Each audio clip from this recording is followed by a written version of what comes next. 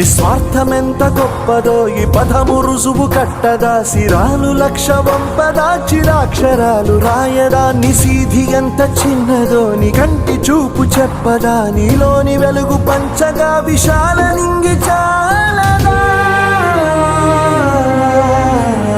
మనుష్యులందు నీ కథ మహర్షిలాగా సాగదా, మనుష్యులందు నీ కథ మహర్షిలాగా సాగదా.